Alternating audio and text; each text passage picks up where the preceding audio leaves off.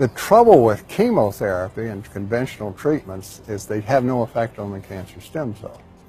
They only kill the daughter cells, the cells that are produced by it. So the tumor will shrink and they'll claim success, but you haven't killed the stem cell, so it all just comes right back.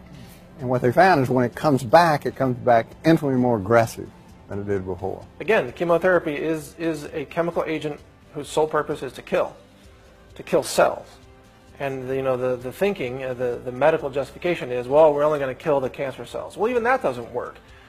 If you shrink some of the cells of a tumor, you still have the cancer tumor stem cells that just regrow that same tumor. And then at the same time, you've poisoned healthy cells in the body. So you've now reduced the ability of the body to fight future cancers and future insults and challenges to the immune system. Turmeric is probably the most heavily researched anti-cancer agent which has the ability to selectively target the root of the cancer, which again, cancer stem cells, and then leave intact the healthy tissue. But you have other substances such as resveratrol, green tea, quercetin found in onions and other herbs, sulforaphane from cruciferous vegetables, especially broccoli sprouts. These are the heavy hitters that I'm sure you know a lot about. It's remarkable because what really this category is often polyphenol category. And so things like catechin and green tea, resveratrol from red grapes, even peanuts, and curcumin from turmeric, actually that category of compounds is produced by plants when they're under stress. And it turns out that organic plants are the only ones that produce these really in any significant amount because they're not basically having pesticides to take care of their pests and petroleum-derived fertilizer to boost their growth. They have to survive the elements like us, so they've developed this strong chemistries to protect them. When we consume those compounds, they activate longevity pathways within our body, similar to what caloric restriction does in fasting, as well as activate things like anti-cancer mechanisms within the cell. My first love is botanic medicine because in plants there are so many what we call plant chemicals or phytochemicals, and molecules from nature bind to many different cells and receptors, so we get a lot of mileage out of using just a few things. So many people know about curcumin from turmeric, interacts with over 100 genes. So our flavonols, group of chemicals that turn cancer growth off, turn inflammation off, turn apoptosis on, act on stem cells. So you can see that plants are multitaskers. We can do a lot with a handful of plants. For instance, you see in leukemia research, they have absolutely shown that leukemia is much more curable if you use quercetin. Most of the leukemias are very sensitive to quercetin. Lymphomas, all of these things are curcumin, quercetin, ellagic acid, resveratrol. All these things inhibit the cancer stem cell, and that's what's interesting about, for instance, curcumin. It actually kills the stem cell, this cancer stem cell. It doesn't bother normal stem cell, but only cancer stem cell. Curcumin. Curcumin. Okay. And that's the other thing about flavonoids and these plant extracts is they're very selective. They only damage, inhibit, and kill cancer cells. They have no effect on normal cells, except to make the normal cells stronger. Wow. Most people who have cancer should have chronic inflammation. So they did this large study, and that's exactly what they found. For instance, in certain people, 70% of them had definable inflammation, either arthritis, chronic atherosclerosis, or some chronic infection, and that's what caused the cancer. If you stop the inflammation, you stop the cancer from ever forming. So do these substances that you're talking about, these flavonoids, they have any effect on the inflammation? They're powerful anti-inflammatory. So they're not only anti-cancer, they're anti-inflammatory too. Yeah, and that's how they're preventing the cancer from occurring. Okay. And then they have other mechanisms that affect the cell signaling that kills the cancer, turns on cancer suicide genes. Okay. So Dr. Blaylock, in light of the fact that these flavonoids are so beneficial, why is not every oncologist using them to treat cancer? Well, because they don't read their articles. And they don't know what these flavonoids are because they don't know the chemistry. So they never heard of it. They go to a meeting, and the meeting is about the latest protocol of the latest chemotherapeutic drug. Right. And who sponsors the meeting? The makers of the chemotherapeutic drug. Now, most people think that the only way to get rid of a tumor is to surgically cut it out. But what if I told you that you could actually juice to remove tumors? You've got everything broken down so well that your body can begin to absorb it right away. So everybody is into fiber, fiber, fiber. Oh, you've got to have all this fiber in your juice. But actually, when it comes to juice as a supplement, like a liquid vitamin, mineral, enzyme, biophoton, phytonutrient glass of wonderful nutrients, it's even better when it doesn't have the fiber in there. Not the soluble, yes, it's got soluble fiber, but the insoluble, because it's going to go right into your system. With cancer, it's even more important to do these kinds of things to heal the body, because as I see it, two primary reasons that people get sick. One is toxicity, and number two is that we are undernourished in this country. People are not getting the vital nutrients. Talk about your first 5 days of juicing a couple of decades ago. I was so desperate, and I'm just a very determined person. When I'm going to go for it, I'm going to go completely jump in that pool, you know, and go for it. So I decided I'm going to do a 5-day juice fast. On day number 5, this is honest truth. My body expelled a tumor the size of a golf ball, about that big, with blue blood vessels attached to it. It looked like somebody just chopped them off. And that got my attention, like nothing. So 5 days. 5 days on day number 5. So I thought, okay, I should just get well after this. You know, whatever was making me sick is probably gone now, and I should be well. No, I was detoxing. I had some good days and some bad days.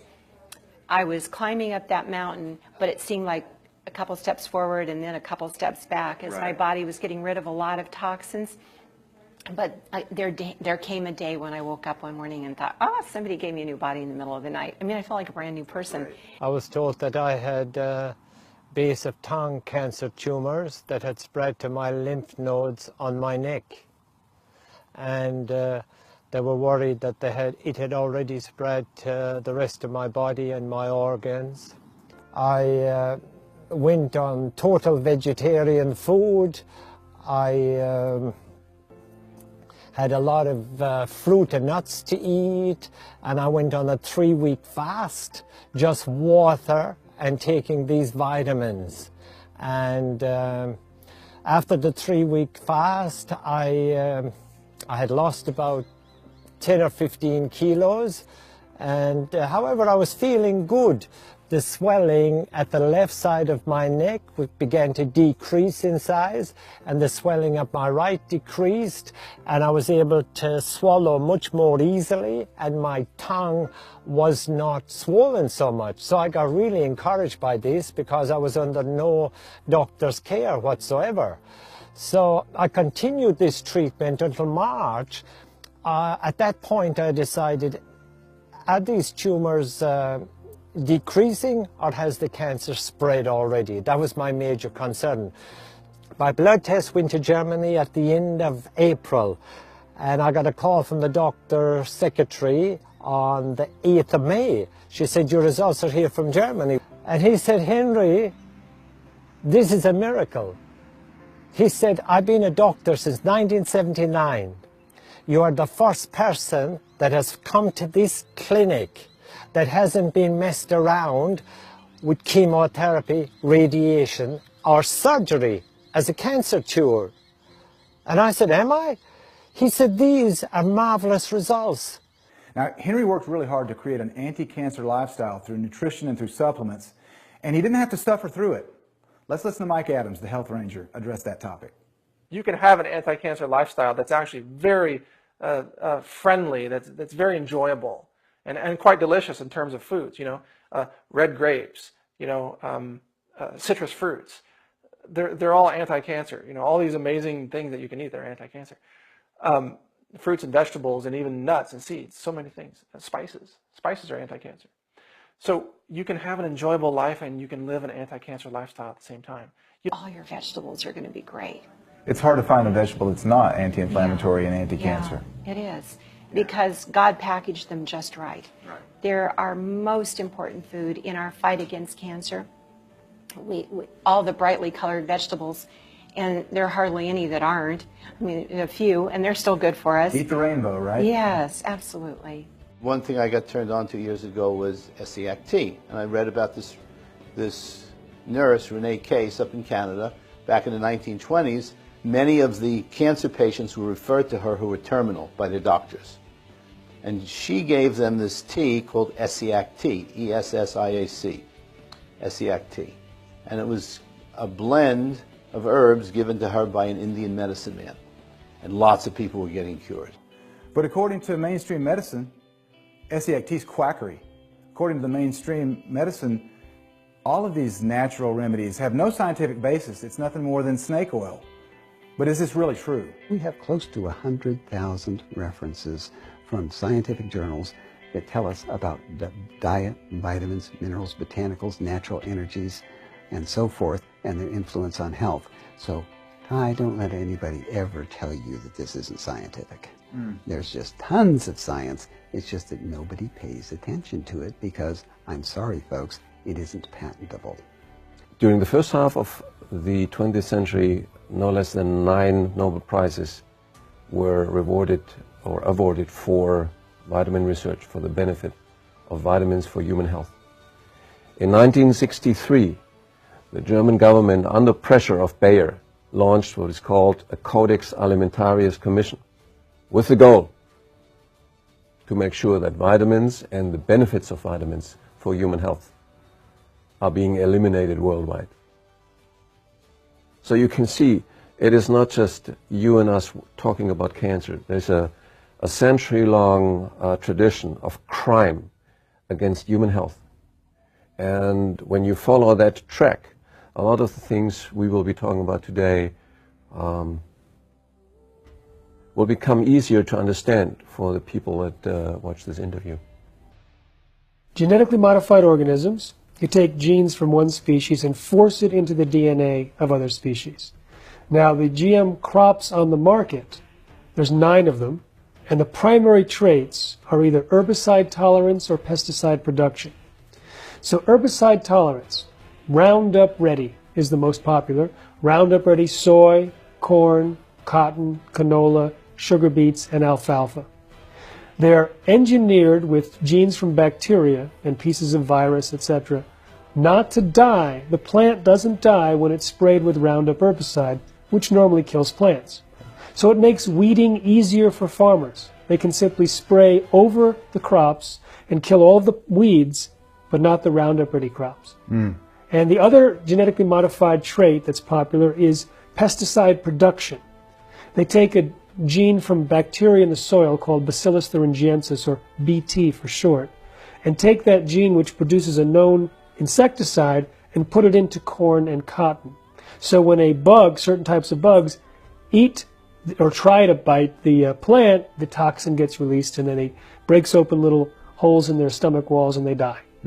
So now we eat that insecticide and we also eat the Roundup-laden crops. So we're eating 2 types of poisons in these GM crops. What we are doing, if we are modifying the genes in the plants to make them more resistant against bacteria, and what is digesting the food in our stomach and the intestine? Bacteria. 2 kilograms of bacteria are in our stomach and intestine, and now you serve them the food which they can't use normally because these are protected by genetical approaches to avoid this destroying. And now new combinations of peptides are left in our stomach and our intestine and absorbed by our blood. Yeah? And then we don't know the interaction with the systems in our body. When we're making plants that are like Frankenstein, you know, that are not natural, that's where we get into trouble, because then we're playing God with nature and we don't know what kind of monsters we're actually going to create, or if our body can actually metabolize them, or if those combinations of genes are going to turn on other disease processes. There's too many unknowns. We are all participants in a mass experiment. You know, pretty much unless you've been living in a cave somewhere or growing all your own food, you have consumed some GMOs at some point. But all of our restaurants virtually contain genetically modified organisms in their ingredient supply. So unless you never eat out at restaurants, you're probably being exposed to them. Roundup can promote cancer in many, many ways. First of all, it's an antibiotic, and it kills off beneficial gut bacteria, causing an overgrowth of the bad gut bacteria. Now, this overgrowth of negative gut bacteria is linked to certain cancers, colorectal cancer, for example. The overgrowth of negative gut bacteria can produce zonulin, which can create leaky gut. It opens the gaps in the cell walls on the intestines, and leaky gut is linked to cancer. Roundup also damages a set of enzymes called the CYP enzymes, which are part of the detoxification process, and CYP enzymes are linked to cancer. And one of the problems with Roundup is it can disable some of those enzymes that are involved with detoxification. So any toxic influence from the environment can be much more toxic when you're also exposed to Roundup or its active ingredient glyphosate. Through the gut bacteria overgrowth, it can promote inflammation in the gut, and inflammation is also linked to cancer. So Roundup has all these different ways, like a perfect storm. The other thing that no one really talks about is glyphosate is patented in 1964 by a company called the Stouffer chemical company, and it was meant to be a chelator of minerals, trace minerals, magnesium especially. So what's happening is every person tested has some glyphosate typically running through them, depending on how they eat. But majority of people do, including mothers, including newborn babies. So what you're looking at is going through your body as a sponge that pulls your minerals out of your body, pulls your magnesium out of your body. So, and this is coming from also soil that has glyphosate in it that takes up the magnesium. So there is a huge push for magnesium deficiency and people to supplement magnesiums, and that's one of the reasons this is happening right now. It's amazing that we know that glyphosate causes cancer, and it's the main ingredient in Roundup, which is used on all the GMO corn and the soy, but the FDA does not require a single study to determine whether GMOs are safe. In the finding by Professor Seralini, who ran his same study that Monsanto ran, that recently came out, it was supposed to be for 6 months, but actually only for 3 months. In that study, when he ran it for 2 years on the same rodents, what did he find? Well, he found liver and kidney damage beyond control group. He found 50% shorter life for males, 70% shorter life for females beyond the control group. This is GMO corn. And he found 200 to 300% increase in tumors. They say a picture's worth 1,000 words, so check out what the rats look like after eating GMO corn. The good news is that you can easily avoid it by eating real food. You don't have to worry about it. They're counting on the fact that you're not, that you're going to be what most of the typical American who has 95% of his calories, 95% of his calories is processed food. Wow. 95%.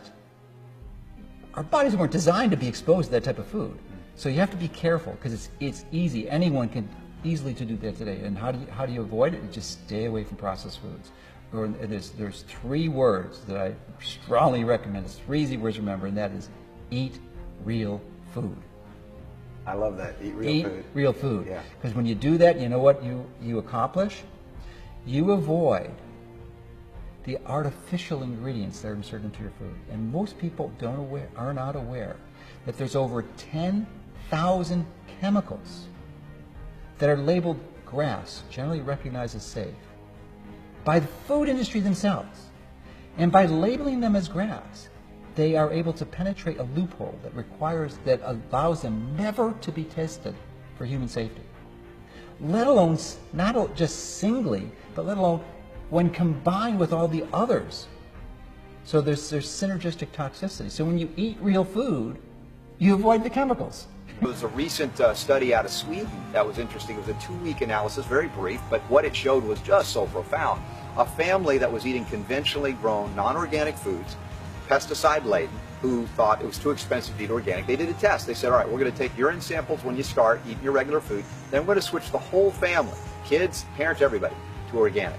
And over the course of even 1 day, and ultimately 2 weeks, the pesticide levels in the urine was extraordinarily high in everything.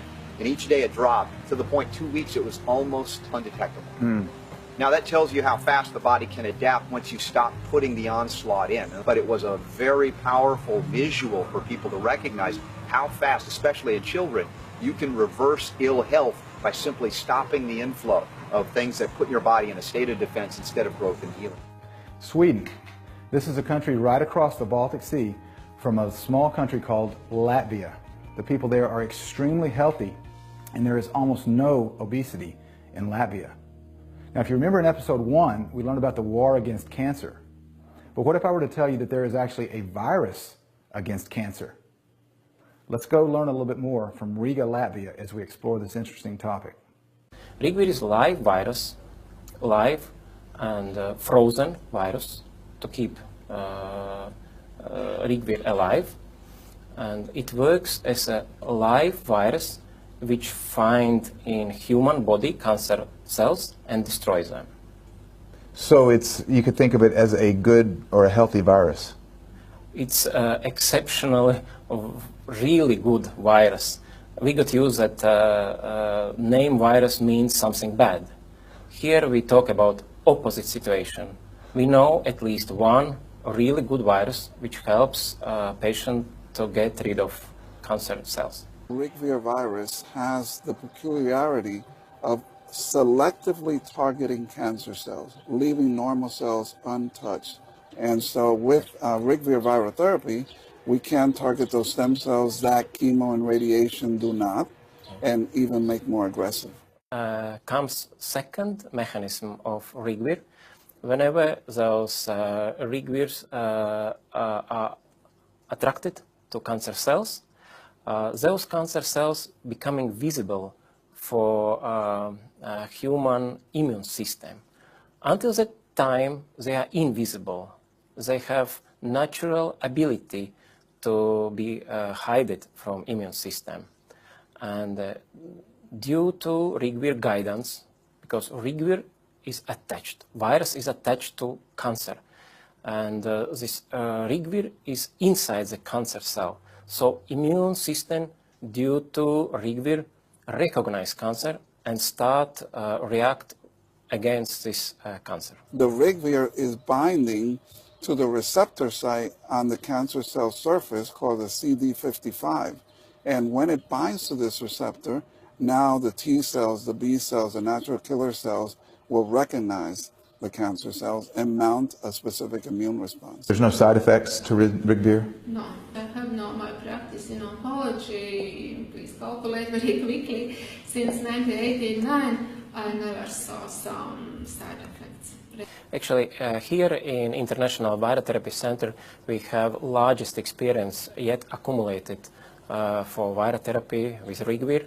So patients today, more than from 40 countries are coming to Riga to get this treatment and to be cured from their cancers.